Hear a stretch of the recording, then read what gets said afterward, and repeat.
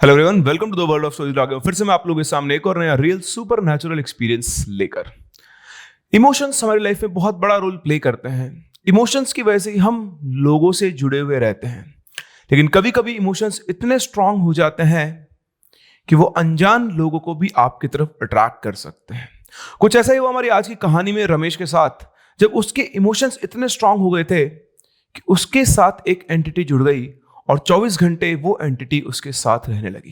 कहानी में आगे बढ़े उससे पहले अगर आपके पास भी ऐसी कोई कहानी है तो आप मेरे साथ शेयर कर सकते हैं मेरी Gmail ID which is princeofchemistry22@gmail.com पर, या फिर आप मुझसे मेरे पर्सनल इंस्टा हैंडल पर भी डायरेक्टली कनेक्ट कर सकते हैं विच इज princehumanity1987, और हमारे ऑफिशियल इंस्टा पेज पर भी आप हमें फॉलो कर सकते हैं which is Prince Singh the story teller. इसी के साथ साथ अगर आप चैनल पर नए हैं तो चैनल को सब्सक्राइब करना बिल्कुल ना भूलें, ताकि ऐसी ही कुछ यूनिक स्टोरीज जो मैं आपके लिए लाता रहूंगा उन्हें आप मिस ना करें। चलिए बढ़ते हैं कहानी में आगे। ये जो स्टोरी है ये है दो भाइयों की, रमेश और सुरेश। नहीं, ये 5 स्टार वाले रमेश और सुरेश नहीं है, ये एक्चुअल रमेश है। रमेश और सुरेश दोनों भाई का फिटकरी है ना, एलम का बिजनेस है, एक कारखाना है जिसमें वो एलम बनाते हैं और बेचते हैं। ये एलम बनाने का आइडिया भी इसी स्टोरी से रिलेटेड है। 3 साल पहले रमेश का एक बहुत खतरनाक एक्सीडेंट हुआ था, जब उसको अपना बायां पैर, घुटने के यहाँ से उसका बायां पैर कट गया और उसके लेफ्ट हैंड का जो थंब था वो भी उसे उस एक्सीडेंट में खोना पड़ा। उस एक्सीडेंट में उसने अपना हाथ का थंब और पैर तो खो दिया, लेकिन उस एक्सीडेंट से वो अपने साथ कुछ लेकर भी आया। तो एक दिन की बात है, रमेश, सुरेश और उनका एक दोस्त मोहित तीनों बैठे हुए थे। थोड़ा हल्का मतलब सर्दियां जाने के बाद वाला जो टाइम होता है, छत के ऊपर ही तीनों बैठे हुए थे और ऐसी बातें करते करते अचानक से भूत की बातें शुरू हुई। तो जो सुरेश था उसने मोहित से कहा, अरे भैया आप भूत की बात करो, रमेश ने तो साक्षात भूत देखा हुआ है। तो मोहित उसने देखा क्या बात कर रहा है। तो इधर से सुरेश बोलता है, हाँ मैं सही बोल रहा हूँ, इन्होंने भूत देखा हुआ है। तो रमेश बोलता है, अरे नहीं यार ये कुछ भी बकवास करता है ना, मैंने कोई भूत नहीं देखा है। तो वापस सुरेश बोलता है, अरे भैया क्यों झूठ बोल रहे हो। मोहित भैया मैं सही बोल रहा हूँ, इसने भूत देखा है।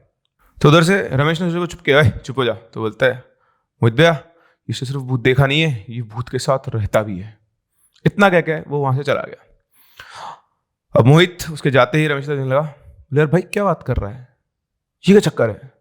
तो बोलता है, कुछ चक्कर नहीं है यार, ये लोग फालतू बकवास करते हैं। बोलता है, तेरी शक्ल देखकर तो लग नहीं रहा है, तेरी शक्ल देख लग रहा है कि तू झूठ बोल रहा है। फिर रमेश बोलता है, अरे नहीं यार एक्सीडेंट के बाद कुछ भी दिखता था, ये लोग कुछ भी बोलते हैं। तो बोलते बताना यार क्या छुपा रहा है तू। तो बोला ठीक है यार तुझे बता देता हूँ, मुझे पागल कहने वालों की लिस्ट में एक नाम और जुड़ जाएगा। ये सब सुनने के बाद तू भी मुझसे बोलेगा तू पागल है। तो बोलता है यार कैसी बात कर रहा है, तू मुझे बता दो सही एक्चुअली बात क्या है। तो रमेश ने बताना शुरू किया कि यार 3 साल पहले की बात है, तुझे पता है जब मैं भिमंडी में कपड़ा मिल के अंदर काम किया करता था, तो उस रात को मुझे भिमंडी से सूरत जाना था। तो वहाँ पर जो फूलवाड़ी में कपड़ा मिले वहां पर मुझे ऑर्डर डिलीवर करना था। तो मैं हाईवे से निकला बाइक पर, और हाईवे पे ट्रैफिक बहुत ज़्यादा था। तो मुझे एक छोटा रास्ता पता था कि नवसारी से पहले एक शहर के अंदर से होकर रास्ता जाता है जो आगे कुछ किलोमीटर के बाद जाकर हाईवे पर मिल जाता है। मेरा उस रास्ते से हमेशा का आना जाना था, तो ऐसी कोई डरने वाली बात थी नहीं। तो मैंने वही रास्ता चूज किया ताकि मैं हाईवे के ट्रैफिक को भी बीट कर पाऊँ और अपना टाइम भी बचा पाऊँ। तो मैं उस रास्ते पर चले जा रहा था, आगे एक 90 डिग्री का टर्न था। उस दिन पता नहीं क्यों वहां की स्ट्रीट लाइट्स वगैरह भी ऑफ थी और चलते थे, अचानक से ये 2 गाड़ियों को बहुत तेज चलाने की आवाज हुई। मैंने देखा उस टर्न से जैसे लेफ्ट टर्न लिया, तो टर्न लेते ही मुझे दिखा कि उस टर्न के ऊपर बहुत सारी रेत फैली हुई है। और जैसे मैं घूमा, मेरी बाइक की रोशनी सामने पड़ी, तो सामने एक वैगनार और एक ट्रक का एक्सीडेंट हो गया था। वैगनार जो थी वो एक पेड़ के अंदर घुस गई थी और उसके पीछे से एक 6 पहियों का ट्रक भी उसके ऊपर उसके अंदर जाके घुस गया था। और उस ट्रक के जो 2 टायर थे उस वैगनार के ऊपर टिक गए थे। एक्सीडेंट कुछ ऐसा हुआ था कि वैगनार ऑलमोस्ट पूरी तरह डैमेज हो गई थी और वो जो ट्रक के 2 टायर थे वो भी वैगनार के ऊपर चढ़ गए थे और जस्ट ट्रक बस उसके ऊपर टिका हुआ था। मैंने फटाफट से बाइक रोकी और गाड़ी के पास गया तो देखा पैसेंजर सीट पर एक लेडी बैठी हुई थी, लेकिन उसकी डेथ हो चुकी थी। और उस तरह ड्राइवर सीट पर एक आदमी बैठा हुआ था। मैं चेक करने जाने वाला था कि वो आदमी जिंदा है नहीं, तभी मुझे एक बच्चे के रोने की आवाज़ आई। मैंने नीचे देखा तो एक करीबन 5 साल के आसपास की बच्ची बैठी बैठी रो रही थी। मुझे कुछ समझ नहीं आया मैं क्या करूं। मैंने उस बच्ची को अपने पास में पकड़ा और 100 नंबर पे पुलिस को फोन करके बताया कि इस तरह से यहाँ पर एक्सीडेंट हो गया और एक बच्ची है जो अभी ठीक है।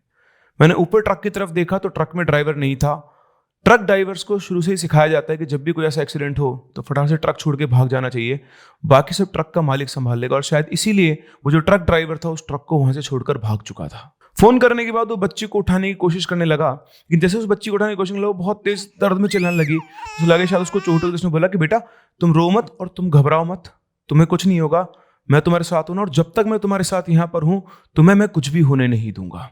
और इतना कहकर उसने उस बच्ची को अपने गोद में बिठा लिया और वो वहीं पर उसका है ना, उसको दिलासा देने लगा, इंतजार करने लगा कि कोई ना कोई उसकी हेल्प के लिए वहां पर आएगा। तभी अचानक से हेडलाइट की रोशनी से उस बच्ची का चेहरा रमेश को दिखाई दिया, और वो कुछ सोच पाता उससे पहले अचानक से ब्रेक लगने की बहुत तेज आवाज है और धड़ाक से टक्कर की आवाज आई। उसने देखा कि एक गाड़ी जाकर उस ट्रक से टकरा गई है, और जैसे ही गाड़ी ट्रक से टकराई, ट्रक के जो 2 पहिए वैगनआर पे टिके हुए थे वो स्लो मोशन में ट्रक सीधा नीचे गिरने लगा रमेश और उस बच्ची के ऊपर। रमेश को सोच के उठ पाता उससे पहले ही उसकी आंखों के सामने सामने वो ट्रक उस बच्ची के ऊपर गिर गया, और उसी के साथ साथ रमेश के पैर के ऊपर भी वो ट्रक आके गिर गया, और इसी के साथ साथ रमेश ऑन द स्पॉट वहीं पर बेहोश हो गया। वो जो भी गाड़ी थी उसने ब्रेक लगाने की कोशिश की थी, लेकिन रेत होने की वजह से वो फिसलती हुई जाकर उस ट्रक से टकराई, और उसकी वजह से वो ट्रक सीधा रमेश और उस बच्ची के ऊपर जाकर गया। बच्ची तो ट्रक के नीचे पूरी दब गई और रमेश के पैर के ऊपर वो ट्रक गिरा। अगली बार जब रमेश की आंख खुली तो वो एक हॉस्पिटल के अंदर था। हॉस्पिटल में उसके बेड के पास उसकी मां बैठकर रो रही थी। धीरे धीरे जब अपनी कॉन्शियस में आया तो उसके दिमाग ने चीजों को प्रोसेस करना शुरू किया। रमेश को अपना पैर महसूस नहीं हो रहा था और उसके राइट कंधे में बहुत तेज दर्द हो रहा था। जैसे उसने इधर देखा, वो बच्ची उसके बेड के पास में ही खड़ी हुई थी। उसको देखकर उसने अपनी माँ को देखा और पूछा, माँ ये जिंदा कैसे बच गई? तो उसकी माँ रोती उसकी उधर देखती है, कौन जिंदा बच गई बेटा? ये बच्ची जिसके ऊपर ट्रक गिर गया था। रोहित की माँ ने इधर उधर देखा और बोली, बेटा तुझे ट्रॉमा है तो थोड़ा सो जाओ ना। टीचर थी प्रोफेशन से, बोले तेरे को एक्सीडेंट का ट्रॉमा है बेटा, तो थोड़ा आराम कर, है ना, तुझे कुछ भी दिखाई दे रहा है। जैसा उसकी माँ ने कहा रमेश ने बिल्कुल वैसा ही किया। वो आंख बंद करके लेट गया, लेकिन अब उसके दिमाग में बहुत सारे सवाल चल रहे थे। पहला तो अपने पैर को और अपने उंगलियों को महसूस करने की कोशिश कर रहा था। उसे पता लग गया था कि उसने अपना एक पैर खो दिया है। इन्हीं उलझनों में कि अब आगे क्या होगा क्या नहीं होगा, वो पता नहीं कब दवाइयों के नशे में सो गया। अगले दिन उसके पास डॉक्टर्स आए और उसके साथ साथ ही एक साइकेट्रिस्ट आई। शायद उसकी माँ ने उस साइकेट्रिस्ट को उस बच्ची के बारे में बता दिया था। उस साइकेट्रिस्ट ने उसके साथ बैठकर 1 घंटे उसका सेशन लिया। उसको बताया कि कोई बात नहीं, लाइफ में से बड़े बड़े एक्सीडेंट हो जाते हैं, कई बार इंसान अपना पैर खो देता है, हाथ खो देता है, लेकिन उससे लाइफ रुकती नहीं, लाइफ बहुत ब्यूटीफुल है। बहुत सारे उसने एग्जाम्पल दिए उसको मोटिवेट करने के लिए। और ये सब खत्म होने के बाद उसने रमेश से पूछा कि अब भी आपको बच्ची दिखाई दे रही है? उसकी बात सुनकर रमेश को एक बात समझ में आ गई थी कि ये बच्ची सिर्फ रमेश को ही दिखाई दे रही है, वो किसी और को दिखाई नहीं दे रही है। रमेश ने यहाँ पे दिमाग लगाया कि अगर वो हाँ बोल देगा, वो बच्ची अभी भी उसके सामने ही खड़ी हुई थी, ऐसी बात नहीं थी, उसे दिखाई नहीं दे रही थी, पर उसे समझ में आ गया था कि अगर वो हाँ बोल देगा तो ये लोग उसे पागल समझ लेंगे। तो उसने बोला कि नहीं नहीं नहीं, और शायद मेरे सामने उसका एक्सीडेंट हुआ था तो उस दिन वो शायद मुझे दिखाई दी। डॉक्टर बोला हाँ अच्छी बात है, ऐसा होता है जब एक्सीडेंट होता है तो ट्रॉमा की वजह से आपको उस टाइम की जो फीलिंग्स और इमोशंस होते हैं उसकी वजह से आपके सामने हेलुसिनेशन होता है, ठीक है, और ऐसा कुछ नहीं है, आप बहुत जल्दी ठीक हो जाएंगे, बस अब आप अपनी आगे की लाइफ के बारे में सोचें। और इतना कहकर वो डॉक्टर वहां से चली गई। अब वो किसी और को तो दिखाई नहीं दे रही थी, लेकिन रमेश को बहुत क्लियर दिखाई देती थी। कई बार रमेश को ऐसा लगा कि कहीं उसका वहम तो नहीं है, लेकिन वो इतनी रियल थी, वो उसके सामने ही खड़ी रहती थी, जहां वो जाता वहां उसके साथ वो जाती। रमेश अब पूरी तरह रिकवर हो चुका था, लाइफ उसकी धीरे धीरे नॉर्मल होना शुरू हुई थी। वो बच्ची रमेश से कुछ बोलती नहीं थी, लेकिन वो हर जगह साये की तरह उसके साथ रहती थी, और कई बार उसने रमेश की बहुत हेल्प की। आज रमेश का जो एलम का बिजनेस चल रहा है, कारखाना जो चल रहा है, वो भी उसी लड़की की देन है। एक दिन की बात है, रमेश अपने रूम में बैठा हुआ था, घर में और कोई नहीं था। तभी वो बच्ची रमेश के सामने आई और सामने से भागकर वो किचन की तरफ गई, फिर वो किचन की तरफ से वापस आई, फिर वापस की तरफ गई। वो उससे कुछ बोलती नहीं थी, पर उसे समझाने की बहुत कोशिश किया करती थी। 4-5 बजे उसने चक्कर लगाया तो रमेश को समझ में आया कि शायद वो कुछ कहना चाहती है कि किचन में कुछ है। वो जाता है किचन में और जाके देखता तो किचन में गैस के लीक होने की बहुत बुरी तरह स्मेल हो रखी थी। जो उनका गैस सिलेंडर था वो लीक हो गया था और पूरे किचन के अंदर गैस भर गई थी, और अगर वहां अगर कोई एक बार भी लाइटर या स्विच ऑन कर देता तो हो सकता था कि पूरे घर में आग लग जाती। उसने फटाफट से उस गैस को बंद किया, खिड़कियां खोली, फैन चलाए और सारी गैस को वापस से रिमूव किया। इस बच्ची ने इस तरह से उस दिन रमेश और उसके घर वालों को बचाया। इसी तरह से एक दिन रमेश, मतलब हर दिन, अब आप सोचिए, जब उसका एक पैर चला गया है, जो वो काम करता था वो काम वो कर नहीं सकता था, बहुत परेशान था कि मैं क्या काम करूं, मुझे जॉब भी नहीं मिलेगी। यही चीजें वो सोचता रहता था और शायद वो बच्ची उसकी फीलिंग्स और उसकी जो वो भी सोचता था उन सब चीज़ों को वो समझती थी। तो ऐसे एक दिन वो बड़ा परेशान था, सोच रहा था कि मैं क्या जॉब करूं, कैसे काम करूं। तो फिर से उस बच्ची ने उसको एक रास्ता दिखाया। उसके सामने टेबल के ऊपर फिटकरी का एक टुकड़ा पड़ा हुआ था। वो लड़की उस फिटकरी के पास जाती, फिर वापस रमेश के पास आती, फिर वो उस फिटकरी के पास जाती, फिर रमेश के पास वापस आती और इस तरह से उसको समझाने की कोशिश कर रही थी। वो इशारा कर रही थी उस फिटकरी की तरफ। रमेश उठ के गया, उसने वो फिटकरी का टुकड़ा उठाया। वो समझ नहीं पा रहा था कि उसे वो क्या सिखाना या क्या समझाना चाह रही है। और इस तरह से 2-3 दिन जो लगातार ये प्रोसेस हुआ, तब जाकर, मुझे नहीं पता कैसे, लेकिन रमेश को ये फिटकरी का कारखाना खोलने का आइडिया भी यहीं से आया, जब उस लड़की ने उसको बार बार वो फिटकरी की तरफ फोर्स किया। शायद वो जानती थी कि उसे बोल तो नहीं सकती, लेकिन वो इंडिकेट कर रही थी कि इस चीज़ से रिलेट करके तुम अगर कुछ करो तो शायद तुम्हारा कुछ हो सकता है। और इसी तरह 3 साल बाद आज उसका कारखाना बहुत अच्छा चल रहा है और जितना वो उस जॉब से कमाता था उससे कहीं ज़्यादा पैसे आज वो अपने उस कारखाने से कमा रहा है। वो रमेश की हेल्प किया करती थी, बस रमेश को उसका इशारा समझना होता था। लेकिन रमेश को अभी लगता था कि मुन्ना भाई एमबीबीएस की तरह गांधी जी सिर्फ उसी को दिखाई देते हैं। इसके बारे में रमेश किसी को बताता भी नहीं था, क्योंकि उसे लगता था कि लोग उसे पागल समझेंगे। कुछ टाइम तक तो वो खुद ही अपने आप को पागल समझता था कि उसे ये चीज़ दिखाई देती है। कोई दवाइयाँ वगैरह उसने इसके लिए नहीं ली। आप जानते हैं एक्सीडेंट के रिश्तेदार आते हैं, सब आते हैं, वो भी अपने अपने आके चले गए। यहाँ पर उसके फादर, मदर और जो भाई था, वो सभी लोग अपने अपने कामों में बिजी हो गए थे। तो एक तरह से वो अकेला ही रहता था और उसके अकेलेपन के साथ साथ वो बच्ची भी उसी के साथ रहा करती थी। 2018 अगस्त की बात है। इससे पहले रमेश जो था वो घर से बाहर नहीं निकला करता था, बहुत कम वो निकला करता था। लेकिन फिर वो बाहर भी निकलने लगा, बैसाखी के सहारे वो चलने लगा। डॉक्टर्स ने कहा था कि आप जितना चलोगे उतना आपके पैर के मसल स्ट्रांग होगी और आपकी बॉडी को उतना ही सपोर्ट करेगा। तो जब तक वो थक नहीं जाता था वो चला करता था। घर के पास में ही उसके क्रिकेट का ग्राउंड था, उस ग्राउंड पर वो जाया करता था और वहाँ जाकर वो बैठ जाया करता था, देखा करता था चीज़ों को। तो ऐसे ही एक दिन रमेश जो था वो उस क्रिकेट ग्राउंड की सीढ़ियों के ऊपर बैठा हुआ था और बैठा बैठा बस वो ऐसे ही देख रहा था। तभी उसके पास में एक पंडित जी आए और उसके पास में बैठे और बोले, ये कब से दिख रही है तुमको? पहले तो रमेश को समझ में नहीं आया, लेकिन जब उसने पंडित जी की आंखों का इशारा देखा तो वो उस बच्ची की तरफ था जो सामने ही खड़ी हुई थी। वो फटाफट से घुमा और पूछा, ये आपको दिख रही है? पंडित जी बोले, बिल्कुल, जितनी तुम्हें उतनी ही ये मुझे भी दिखाई दे रही है। कल सुबह मंदिर आ जाना। ये बोल के वोट के वहां से चले गए। अब रमेश को समझ आता कि वो खुश होए कि वो पागल नहीं है, या फिर वो ये सोच में पड़ गया था कि पंडित जी ये क्यों बोल कर गए हैं कि कल सुबह मंदिर आ जाना। इतने दिनों तक उस बच्चे के साथ रहते रहते रमेश को भी उससे बहुत लगाव हो गया था और आज उसको ये क्लियर भी हो गया था कि वो सिर्फ अकेला नहीं जैसे वो दिखाई देती है, वो सिर्फ उसके दिमाग का एक भ्रम नहीं है। उन पंडित जी को भी ये लड़की दिखाई दी, मतलब वो उतनी ही रियल है जितनी वो उसे दिखाई देती है।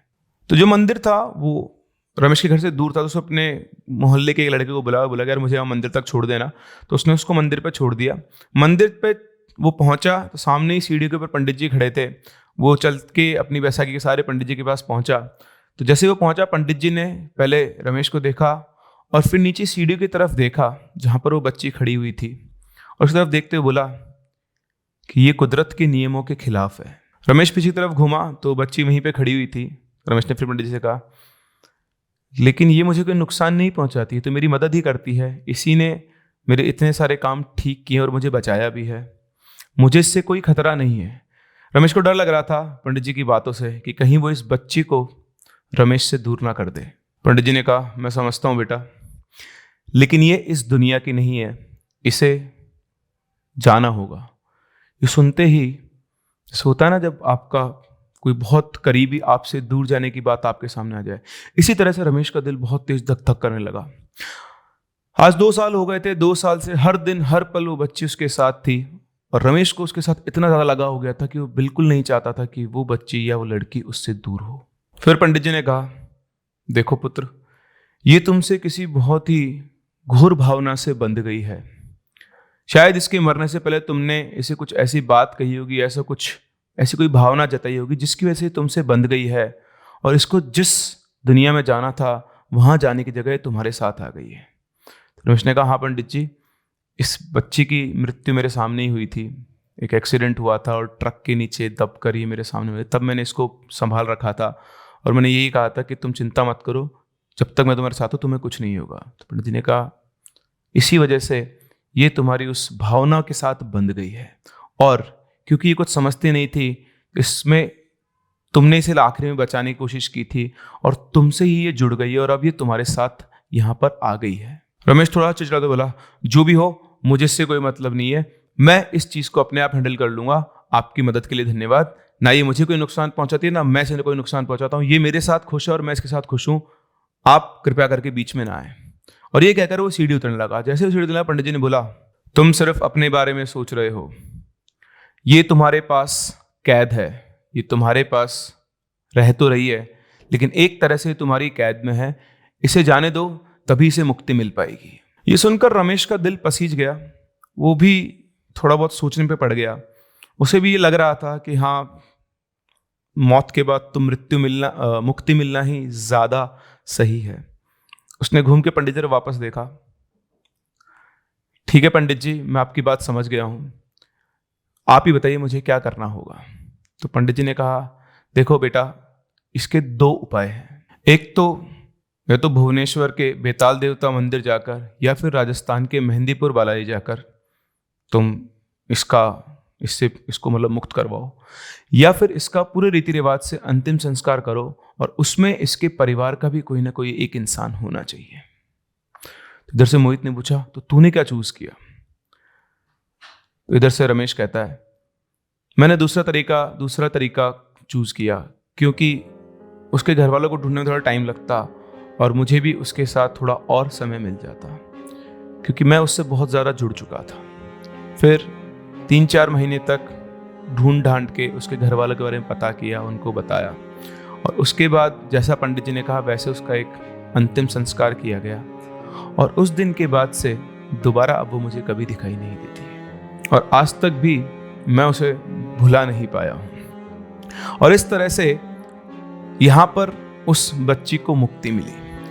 तो यहाँ पर जो मोहित था वो रमेश से बोलता है, यार ये तो बहुत खतरनाक बात हुई, लेकिन ये तो बता ये कहानी कितनी सच्ची है। इतना बोलते ही रमेश को एक हाथ उठाता हुआ बोलता है, साले तू भी मुझे पागल समझ रहा है?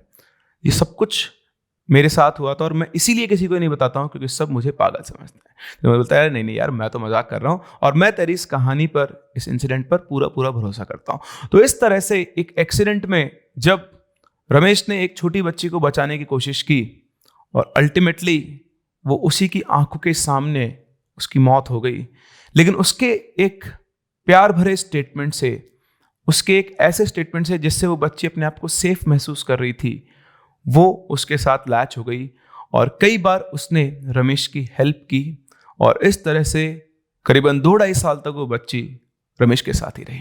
तो कैसे लगी आपको ये कहानी, मुझे कमेंट सेक्शन में जरूर बताएं।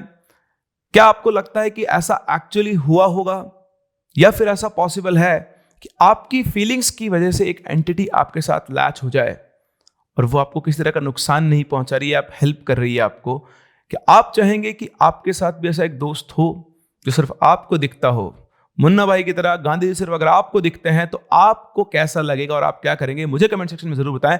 हम लोग मिलते हैं अपनी अगली कहानी में, तब तक के लिए keep loving and keep listening.